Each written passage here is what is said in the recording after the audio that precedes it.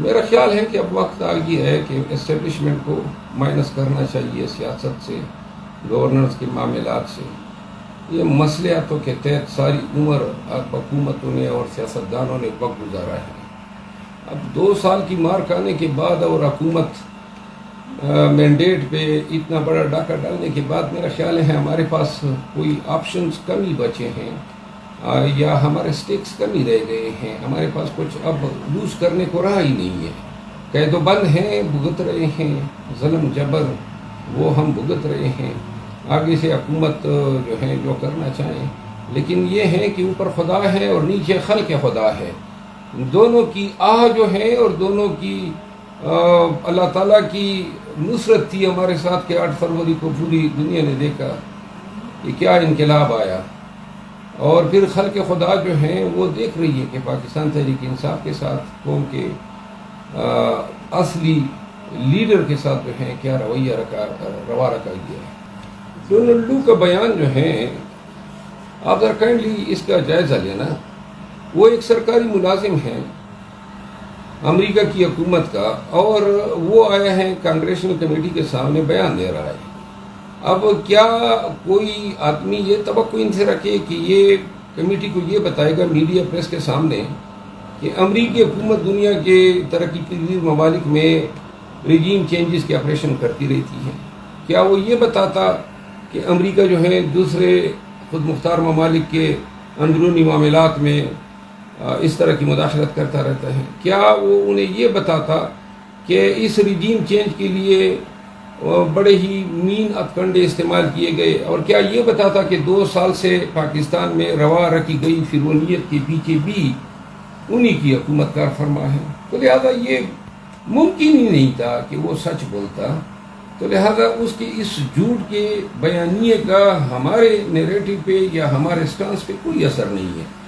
ان کے اس بیان کی کوئی جوڈیشل اسکروٹنی پاکستان کے قوانین کے تحت نہیں ہوئی ہے۔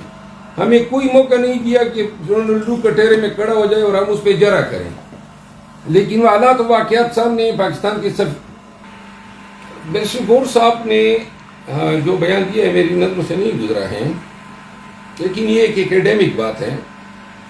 جو سائفر ہیں وہ 10 دفعہ جو ہیں ویریفائی ہوا، پاکستان کی ایپیکس کمیٹی کے سامنے رکھا گیا جو قومی سلامتی کی کمیٹی ہیں، اور یہ 4 دفعہ رکھا گیا۔ 2 دفعہ وہ شہباز شریف وزیر اعظم تھے۔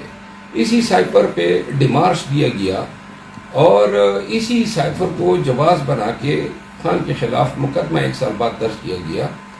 تو لہٰذا سائفر میں تو سب کچھ جو ہے وہ سامنے آ چکا ہے، اور اب یہ مقدمہ جو ہے اپیل سٹیج میں ہے ہائی کورٹ میں، اور انشاءاللہ 1-2 دن میں جو ہے اس مقدمے کا نتیجہ عوام کے سامنے آ جائے گا۔ جو ہے ہمیں مینڈیٹ دیا لوگوں نے، جس کو ان لوگوں نے ہڑپ کر دیا، تو لہٰذا اب ہماری حکومت پہ بیٹھ کے یہ ہمیں مفاہمت کے جھوٹے پیغام دے رہے ہیں، کیونکہ اگر مفاہمت کرنی ہوتی تو اگر تھوڑا سا انہوں نے ماحول بنانا تھا تو یہ خواتین، یہ جو بزرگ جیلوں میں قید ہیں سیاسی قیدی، ان کو چھوڑ دیتے۔ جو انہوں نے ملٹری ٹرائل شروع کیے ہوئے ہیں اس کا خاتمہ کر دیتے، ایٹ لیسٹ، اور کچھ نہیں تو کم از کم منطقی انجام تک اس کیس کو ہی پہنچا دیتے۔ خان صاحب کو انہوں نے بے گناہ پابند سلاسل کیا ہوا ہے، اس حوالے سے کوئی خیر سگائی کا پیغام دیتے۔ تو یہ تو ہم نے احتجاج کیے، اور جتنے احتجاج 2-3 اس حکومت کے آنے کے بعد کیے، انہوں نے ہم پہ لاٹھیاں برسائی، ہمارے ورکرز کو گرفتار کیے، مزید پرچے کیے۔